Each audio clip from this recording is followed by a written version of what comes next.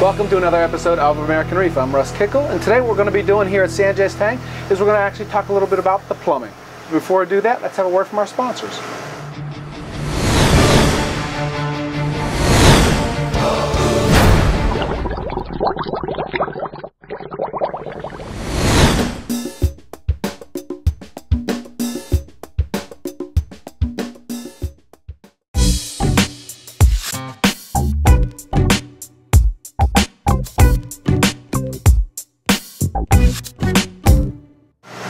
We're at the back of the tank now, and I wanted to take a second to make sure everybody understands that if they see SanJay, right, or anything like that, thank him, right, because he's taking his time out of his day to make sure that you all, right, A, learn, and B, get a glimpse of what it takes to keep a system like this, and you can learn from it and have your own system. And that being said, the first thing when I walk back here, I see this beautiful kind of overflow with the different sections. What's the idea there? Well, I mean, I wanted an external overflow box. I didn't want to use up any of my tank grill estate for overflows. Sure. So I always had this in my 180-gallon tank also. Okay. And I love the idea of having an external overflow box. Mm-hmm. Except this time around, I made it run the whole length of the tank. Right, right.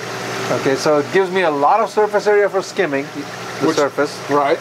It all flows through here. These are the two returns that run down into my sump. And the other idea was for having a huge overflow box was I was going to use it for holding fish. Right, right. I had this in my head that when I get new fish in, I don't like to throw them in the tank right away. Right, right.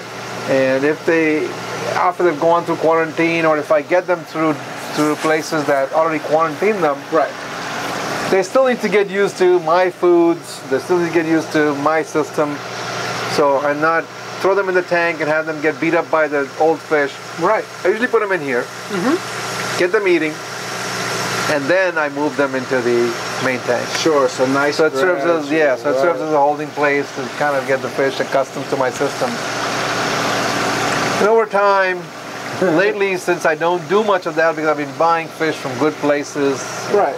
The good places meaning Diver's Den. I've been buying from Diver's Den. Right. That's a good place. Sustainable Aquatics is another one that has some very good quality fish. Now, which one was that one? Sustainable Aquatics. Sustainable Aquatics. Okay, good. I got the purple tucas that you see in there. Yes. Those are from them. Yes. Those are very hard fish to keep. Right. And they came in and they've been eating right since day one. So that makes it very easy to keep, hard to keep fish. Right, exactly. So they take all the dirty work of getting the fish to eat. They take care of all of that stuff, and they send you quality fish. Right. So lately what I've been doing with it is I love breeding clowns. Yes. So I've made this into kind of, put some partitions in here and use as a holding place for my pairs of clowns. Hoping that some will spawn again. The last breeding pair, the last spawns I did was last year. Right. And then I broke up the pair, and I've been trying some other combinations again. So, and trying with luck or not with luck? So far, nothing has happened. Okay. And when you say so far, how many months or weeks? Well, I mean, I broke up the breeding pair, and I took the male and I put it with this female, and nothing has happened. So that's been like 6 months or more. Okay. These I just got recently.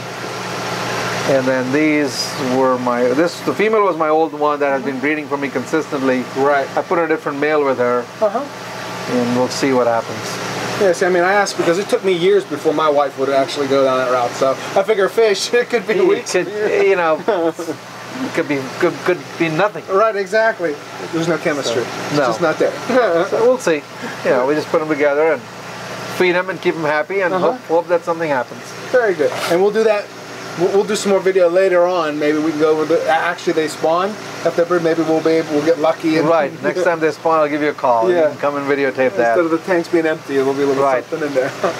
Good deal. So from the beginning, you had the idea you're going to have a, again. So that's why it was designed as overflow box. It's got the cutouts for the skimmer for the water to surface skim. Right. Comes through here.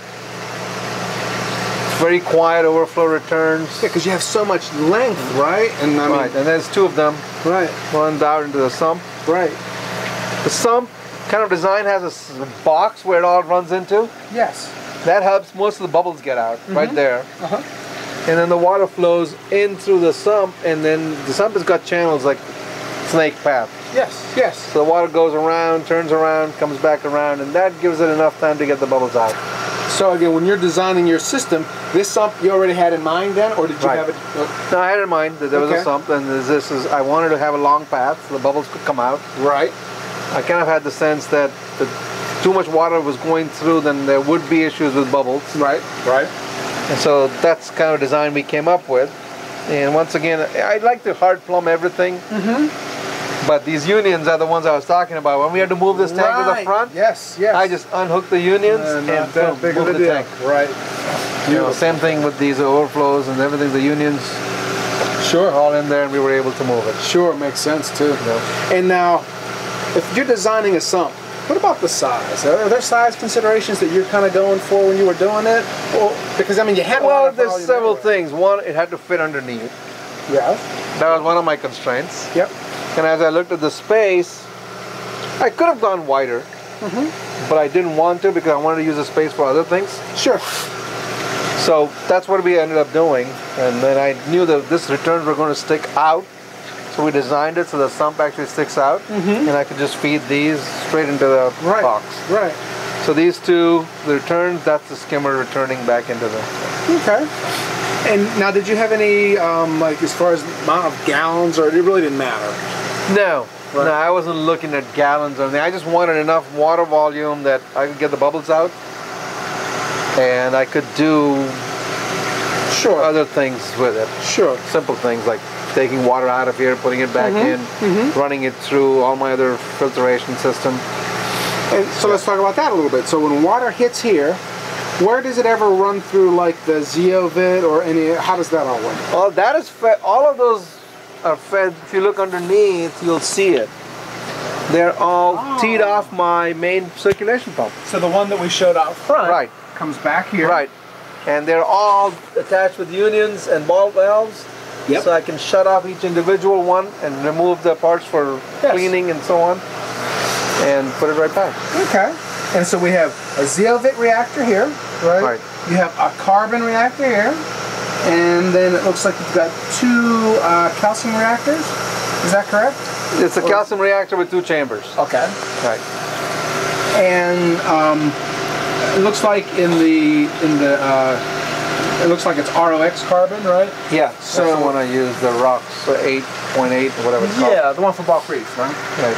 And do you also mix up the GFO in there as well? Yeah, the GFO right now is mixed up in there. Okay. Although I can put up another separate chamber. You can see I have one outlet that's free. Sure. I usually end up putting them separately. Sure. But just this time around, I put them both together. Sure.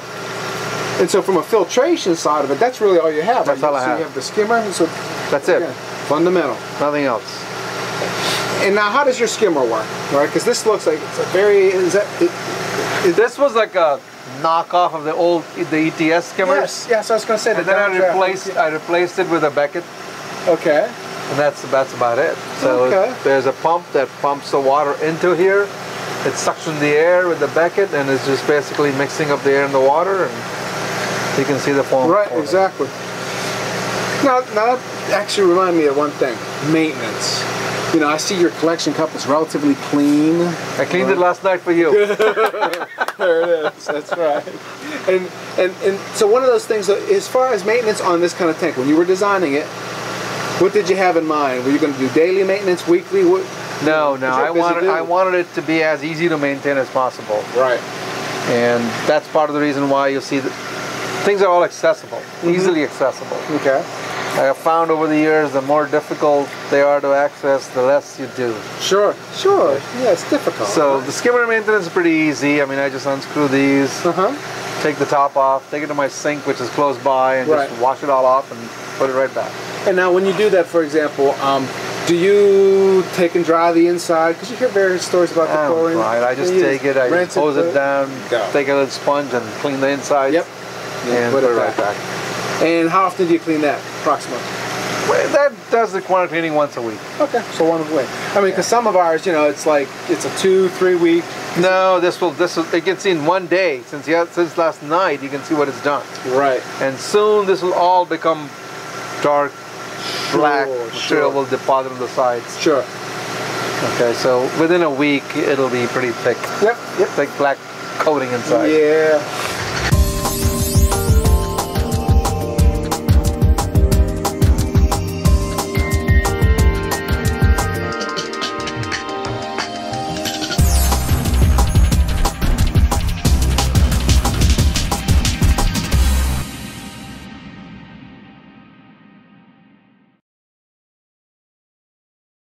And now, like, as far as your tank, as far as adding fish to your tank, when you first started your tank up, okay, did you have the live rock that it was already live, didn't need to be cured or anything like that? No, it was live, but I cured it. So in shipping, that's a lot of die off. So you had die off. So I set up a little tub back here with my skimmer, and I cured the rock for almost 2-3 months. Okay. And then you put it in your tank. Right.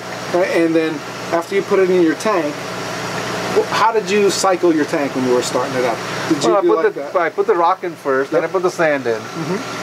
And then I let it sit for about 2 months. And you did your normal kind of nitrate ammonia test and you saw it? No, I just let it go. You just let it go. I mean, I know it takes about 4 to 6 weeks.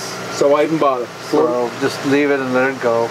And then, okay, so in the meantime, there's enough other little things to do. To tweak the system.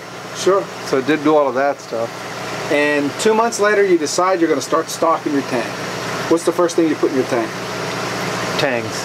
Really? The big yellow ones, or what kind? The yellow, the purple. Okay. And the hippo tang. The hippo tang was like this small when I got it. Okay. Yeah, he's big now. He's big now. 3 inches, 4 inches. He was almost dead. Really? He was on the floor one day. That big tang. He was on the floor. I came down. He was laying there.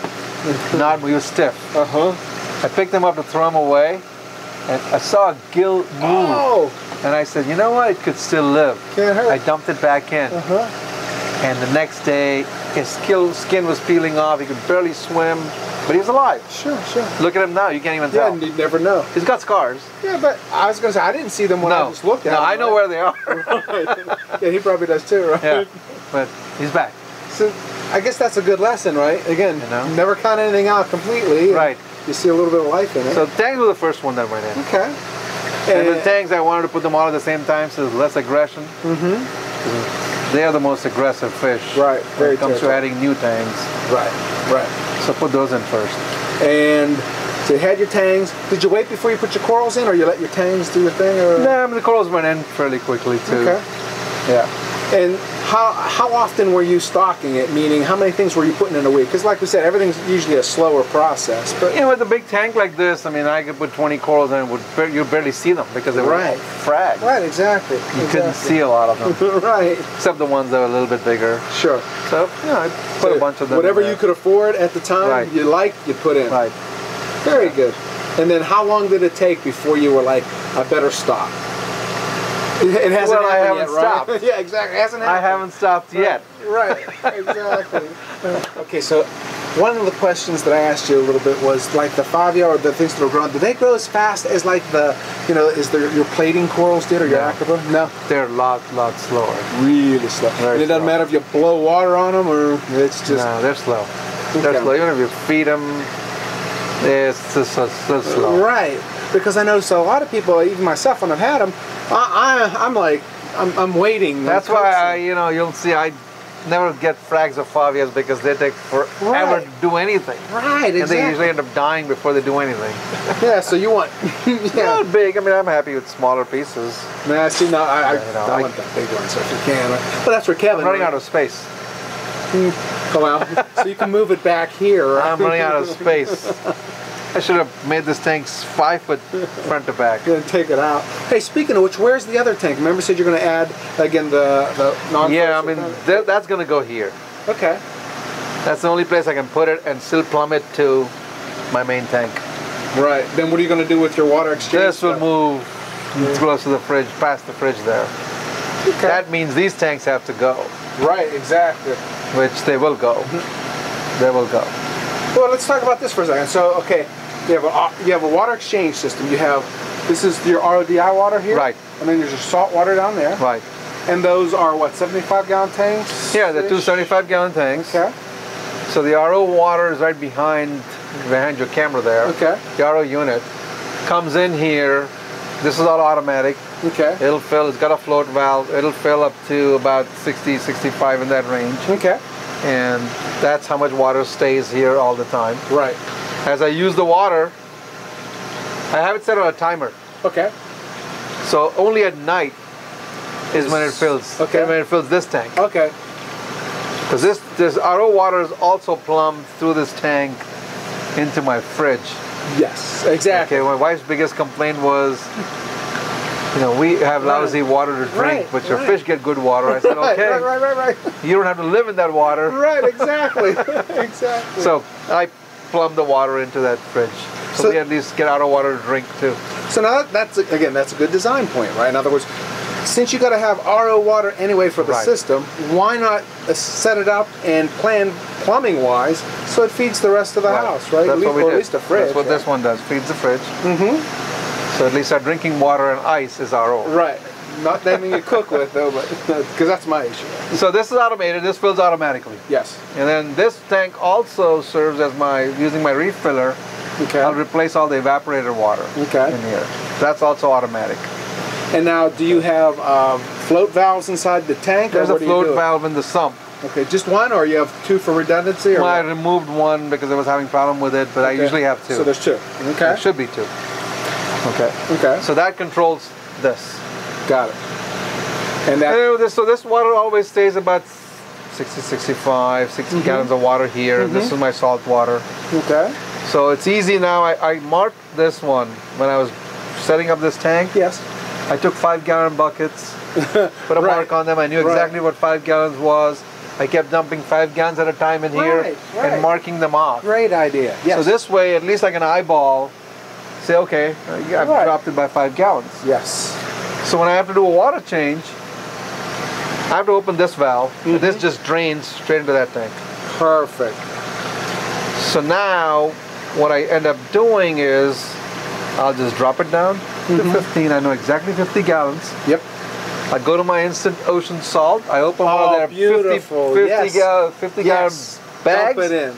I dump it in, and I let it just sit. That's perfect.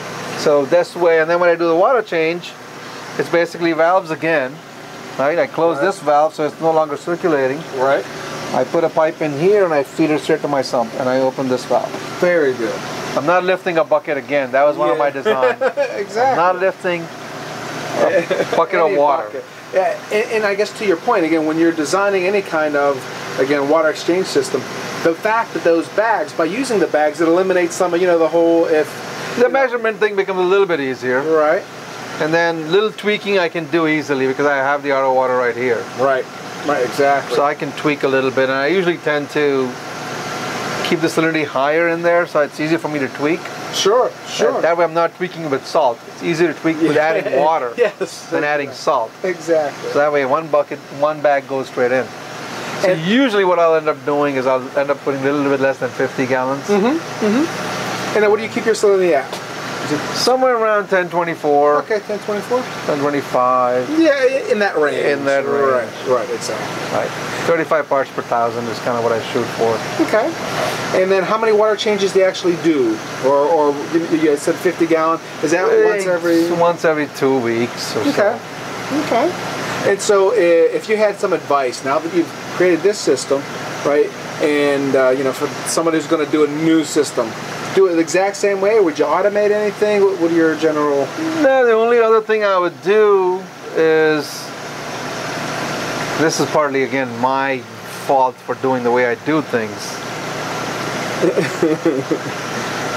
When I used to have clownfish, yes, I would take water from this tank and replace it there. But I was never doing 50 gallons. Right. It would be less. Right. So I would take out 20 gallons from here. And I'd put my hose in, stick it in there, and while it's filling up, I'd go off and do other stuff. And the next thing I know, I forgot about this. Right. And 40 gallons later, it'll overflow. Right. Oh well.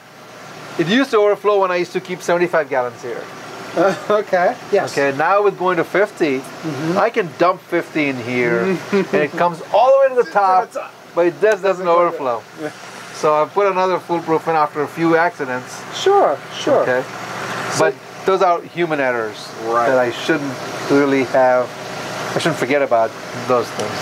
I do the exact same thing, and what I did in my sump actually is I put a drain at the top of the drains outside. I thought about doing that too. I thought about doing that and just having it drain wherever, right? Out back into my regular drain. Right.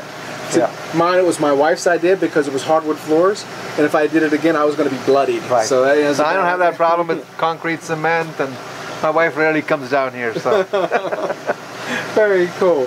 So then, from your end of it, you like it? It's manual, right? And no need to automate. Yeah, I mean, there's no need to automate anything beyond this, other than the filling of the water, which is automatic. Sure. I could put an automatic water exchange stuff too, but it doesn't take much for me to flip a few valves. And there's something to be said for the manual side, because that way you feel it, see it, touch it, and you can see if anything's wrong, right? Right. And now, what about is in case of emergency, right? You know, you have some gentlemen that what they'll do is they'll have a whole tank full, which in your case, I don't see how you can do it. I can't keep 500 gallons of extra water. How you possibly do that, right? Now, if you... Although I do have a tub that'll hold 200 gallons if I need to. It's sitting outside my house under my deck. Those big Rubbermaid black ones? Yeah, not black. It's one of those white square ones. Okay, yes. So it'll hold 200 gallons. Okay. So if worst case scenario happens... Right. Got it. At least I have 200 gallons. Well, and right now you have roughly 150-ish, right? Right. I mean, I can always add salt to this one. Right. Okay. Very good. So let's take a break and then we'll be back. Okay.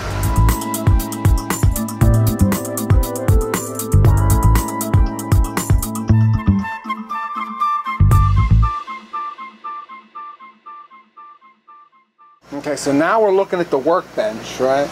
But the one thing that kind of caught my eye as soon as we went to the workbench was like all the electronics. Yeah, there's still a problem with this design. It just becomes a spaghetti of wires, and I didn't want that to happen, but it still became a spaghetti of wires. Well, so let's talk about from the design standpoint. I mean, I tried. If you look on that side, you'll see. Yes. I did a really good job of keeping the wires in place and not becoming a mess.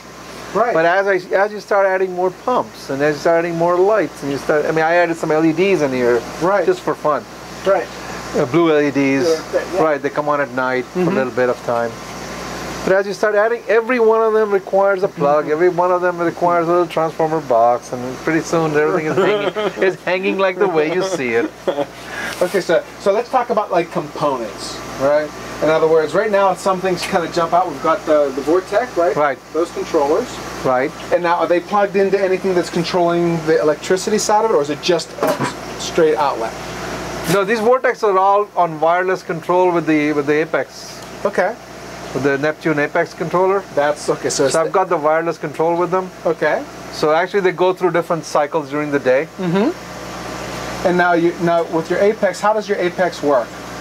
Meaning, most of my viewers are relatively new, so when they hear Apex controller, they're not really familiar with it. Yeah, basically with this controller, I mean, you can't really see it from in your camera view, but you can see it later. Right. But what the controller does, I don't use it as a controller per se. Right. I'm using it more as a monitor. Okay. So it's monitoring my pH. It's monitoring the pH in the reactor, temperature. Okay. And it's been set up through the internet. Right. That if these parameters go outside certain ranges, it will send me an email, it sends me a text. Right. Bottom line. Like one from Penn State. Yeah, exactly. Right. So I'll get a message. I know if things are off. I can control, there are a few things I can control in here, but no life critical support systems are on here. Control in any way, shape, or form. Not only because I'm not a fan of single point failures. Sure. So you're not a fan of single point failures. Right. So, and you think that, what if you got two Apexes? That would be redundancy, and that would be good. Okay, that would be good. Okay. Right.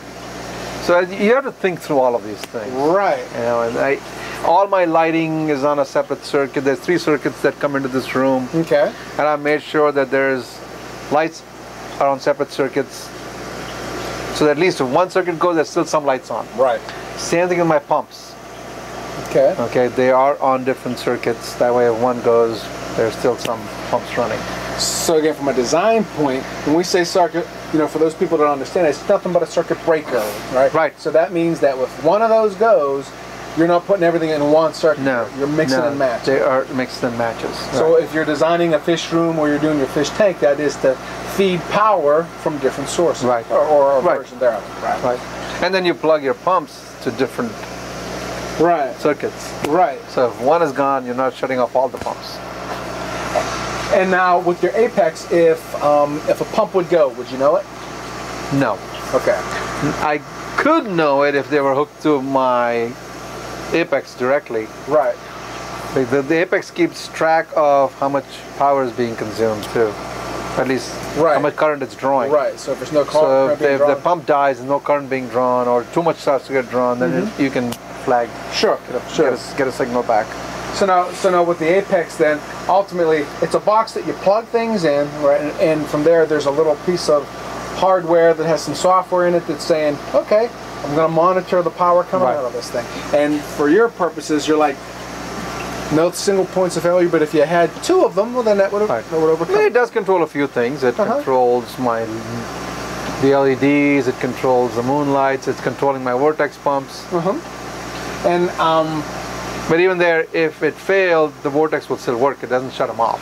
All There it's it is. doing is switching the modes in which the vortex operates. So during the day, I can put the vortexes through a whole bunch of different modes. Right. And do you do that? Yeah, Okay, so you take Yeah. full advantage of what the vortexes have to offer. right. Coupled with the controller, so I can change it now on the fly. Sure. So And, there'll be times when all of them are on at full speed. blasting it, right. And that stirs up some more detritus. Because over time, if you keep the same current flow, there'll be pockets of detritus that form. Right, sure. So by changing that, there's less chances of that happening. Sure. And now I'm assuming that's where like Ed's product, the sea swirls. Yeah, all of those start to change directions. They're constantly changing. And with the changing of the pumps, there'll be Right. different areas.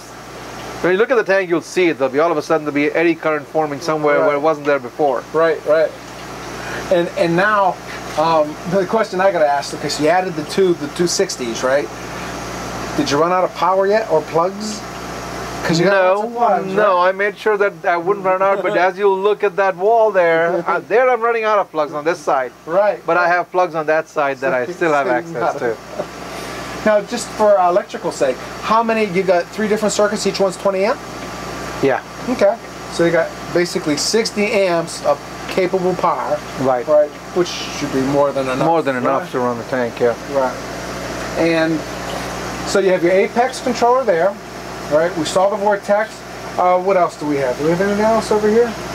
What is on aquariumplants.com? I'm assuming that's a, what do you call it? That's an electronic CO2 valve. There you go. So the solenoid valve. That was what I was looking for. And you have this big... Excuse me, it's more than a solenoid valve. Really? Okay.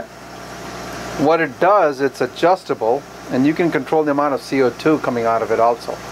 So it's like it's got an electronic needle valve. Oh, okay. Right. I'm assuming it's very precise then. Yeah, it's very precise. It's got a whole range of different levels you can set it at. And the nice thing is that every time it's blinking, it's sending out a bubble of CO2. Oh, okay. So if you were interested in counting, makes it easy too. Okay. And now is that also able to be automated with like probes? Yes, you can. Okay. Because you can plug it in. It is actually plugged into my controller. Oh, okay. So if the pH goes too high right or too low, I can shut it off. Okay. Too low. And so that's what you do then?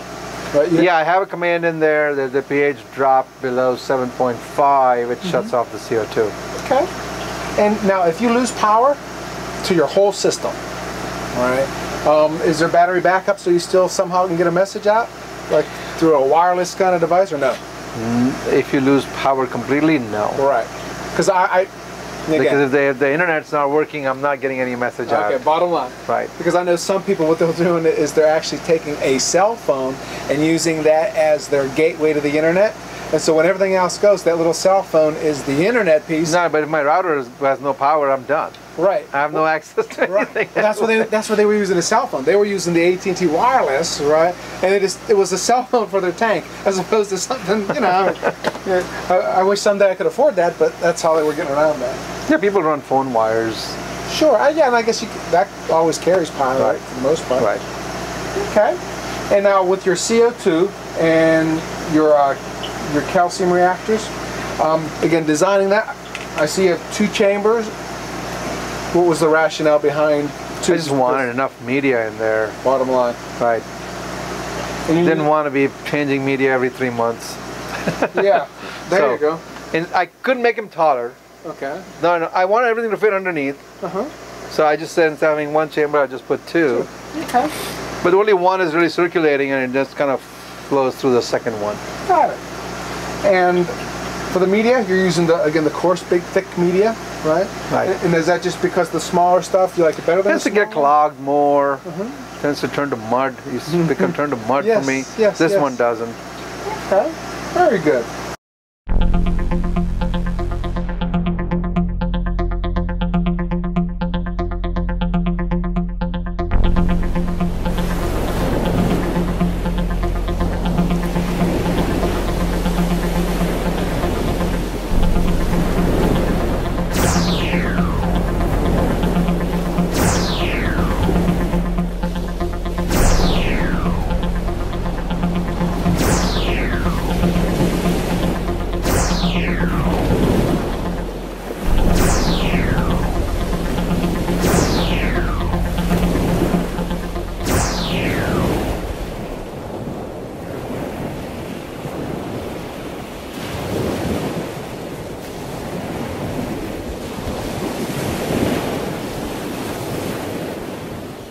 Hold it, right? Okay, so we're behind the scenes, so to speak, right? So let's show the products that you use.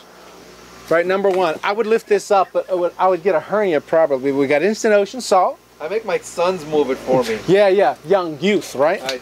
So we got that. We got what? Bulk Reef Supply, GFO.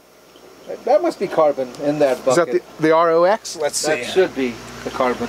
Oh, there's the ROX right there for sure. Yeah, that could be old bucket. This might be a newer bucket. Yep. So we got Bulk Reef Supply ROX. Yep. Okay. And now, what do you got from Premium Aquatics? Jason's got to have something back here. Stuff from Premium. There could be pumps and there could be other things. I just finished this one and I bought a new one. Yep. So anyway, those are 2 items that you can see. Sponsors that we use. SanJay's are just products that he uses, right? Not that this is a glowing kind of endorsement or whatever you want to call it, but it's just the facts, right? In other words, there are products that we've all used that work. My rocks are sitting there also. Yep, here we go. Here's another one. Sorry, Sammy. Sorry. Did I scare you? Did I scare you? Ready? Bulk Reef Supply ROX. So there we go.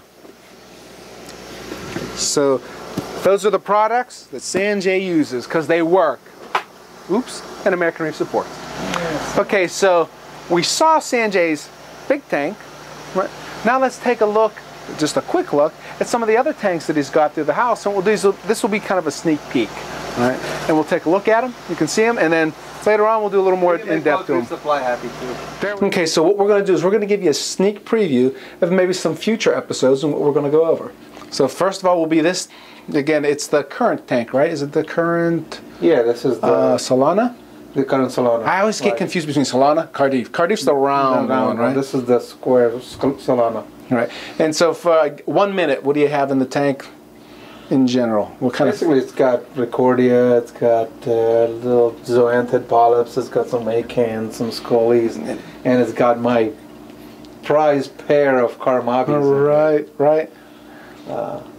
It's got one little yellow tank to keep some of the algae down. Nice. And it's lit by LEDs. Yes, very much so. That's the nicest thing about it. So what we'll do, again, next time, you'll see a little more information on this tank, and we'll probably have some additions or maybe a little growth since then. So I doubt there'll be any more additions. You never know. Last time we came... Well, that might be growth. That'll be growth. Yes, I was going to say, last time we came, things have grown a lot over the last 5-6 months. Good deal. So that's a preview of the first tank. Let's go take a look at the second tank. This is the second tank that we're going to do a sneak preview and give a rough kind of, 1 minute. It's a 55-gallon tank, mostly soft corals and LPS. That has been running for 15 years in this location. Hasn't moved. Yeah, it's again very simple setup. Again, runs on LEDs now. Switched out all the metal halides to LEDs. And so what we'll do is we'll come back here That'll be another one that we'll do a little tour. We'll see the LEDs, filtration, etc. And we would show you the third one, but right now, that'll be like... that's being moved. Yeah, I was going to say. It's a mess. That's right. So you'll see the third one too. Again, thanks for watching American Reef, and stay tuned for another reef keeping video by American Reef.